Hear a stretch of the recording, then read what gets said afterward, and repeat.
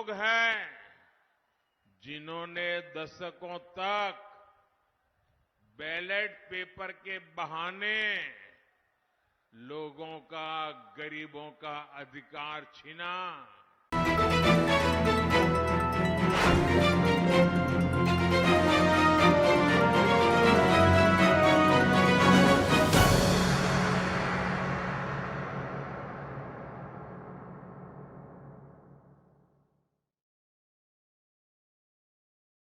आप जनता जनार्दन, आपका भरपूर आशीर्वाद मिला है। आज भी अररिया और सुपौल का ये स्नेह मेरे लिए बहुत बड़ी ऊर्जा है, बहुत बड़ी शक्ति है। मैं आपको विश्वास दिलाता हूं, आपके इस कर्ज को उतारने के लिए मैं और ज्यादा मेहनत करूंगा और तीसरे कार्यकाल में आपके हित में, देश के हित में और ज्यादा बड़े फैसले देश लेने वाला है। साथियों, मैं हिंदुस्तान के कोने कोने में इन दिनों जनता जनार्दन के आशीर्वाद मांगने के लिए जा रहा हूं और देश के कोने में जहां जहां गया, शहर हो, गांव हो, पुरुष हो, स्त्री हो, युवा हो, युवती हो, पूरे देश एक ही बात कह रहा है, फिर एक बार, फिर एक बार, फिर एक बार। भाई और बहनों, आज दूसरे चरण का मतदान भी चल रहा है। ये लोकतंत्र का महापर्व है। मेरे सभी मतदाताओं से, विशेषकर युवा वोटर से अपील है कि ज्यादा से ज्यादा संख्या में वोट डालने के लिए जाएं। मैं जानता हूं गर्मी का समय है, लेकिन विपरीत परिस्थितियों में भी हमें देश के हित में, लोकतंत्र की मजबूती के लिए वोट देने का अपना कर्तव्य निभाना ही चाहिए। हमें एक कदम भी पीछे नहीं रहना चाहिए।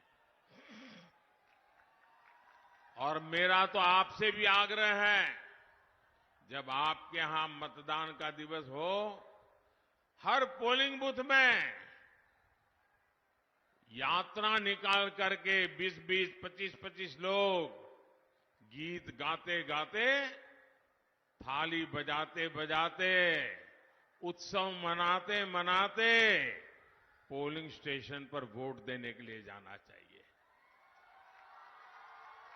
पोलिंग बूथ पर उत्सव का वातावरण होना चाहिए। ये लोकतंत्र है। प्रचार में कितनी ही तू मैं चलती रहे, लेकिन मतदान का दिन पूरे इलाके का उत्सव का दिन होना चाहिए। साथियों, 2024 का ये चुनाव भारत को आर्थिक और सामरिक रूप से शक्तिशाली बनाने के लिए चुनाव है। और इसमें बिहार के आप सभी मेरे जागरूक भाई बहनों की बहुत बड़ी भूमिका है। गुलामी के लंबे कालखंड से पहले जब बिहार समृद्ध था, तब भारत एक महाशक्ति था। आज जब भारत दुनिया की तीसरी सबसे बड़ी आर्थिक महाशक्ति बनने के लिए चल पड़ा है, तो बिहार की भी इसमें बहुत बड़ी भूमिका है। बिहार के लोगों की प्रतिभा, यहां के लोगों की बौद्धिकता, यहां के लोगों की परिश्रम की पराकाष्ठा करके दिखाने का जो जज्बा है ना, ऐसा जज्बा कहीं और देखने को नहीं मिलता है।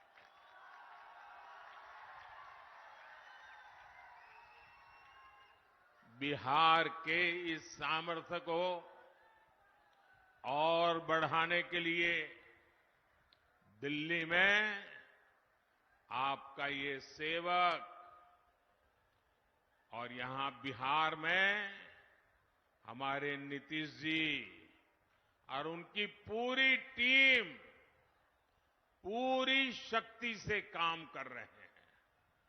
साथियों, आरजेडी कांग्रेस के इंडी गठबंधन को ना देश के संविधान की परवाह है और ना ही लोकतंत्र की परवाह है। ये वो लोग हैं जिन्होंने दशकों तक बैलेट पेपर के बहाने लोगों का, गरीबों का अधिकार छीना। पोलिंग बूथ लूट लिए जाते थे, बैलेट पेपर लूट लिए जाते थे। बिहार के लोग साक्षी हैं कि कैसे आरजेडी कांग्रेस के शासन में चुनावों में मतदान पत्र, बैलेट पेपर लूटे जाते थे। इतना ही नहीं, गरीबों को तो वोट डालने के लिए घर से बाहर भी नहीं निकलने दिया जाता था। मेरे दलित भाई बहन, मेरे पिछड़े भाई बहन, उनको तो डंडे के चोट पे घर के बाहर निकलना मना कर दिया जाता था। अब जब गरीबों को, देश के ईमानदार मतदाता को ईवीएम की ताकत मिली है, तो ये जो चुनाव के दिन लूट चलाते थे, वोट हड़प करने के खेल खेलते थे, इन लोगों से बर्दाश्त नहीं हो रहा था। अभी भी वो परेशान है और इसलिए उनका दिन रात यही काम रहता है, कैसे भी करके ईवीएम हटना चाहिए, ये बटन दबाने वाला खेल बंद होना चाहिए, यही उनका खेल चल रहा है। इंडी गठबंधन के हर नेता ने ईवीएम को लेकर जनता के मन में संदेह पैदा करने का पाप किया है।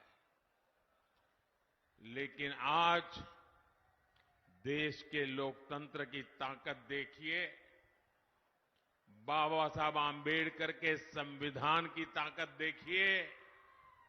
आज सुप्रीम कोर्ट ने अभी 1-2 घंटे पहले ही मतपेटियों को लूटने का इरादा रखने वालों को ऐसा गहरा झटका दिया है ऐसा गहरा झटका दिया है कि उनके सारे सपने चूर चूर हो गए हैं। आज उच्च न्यायालय ने, सुप्रीम कोर्ट ने साफ साफ कह दिया है कि बैलेट पेपर वाला पुराना दौर वापस लौट करके नहीं आएगा।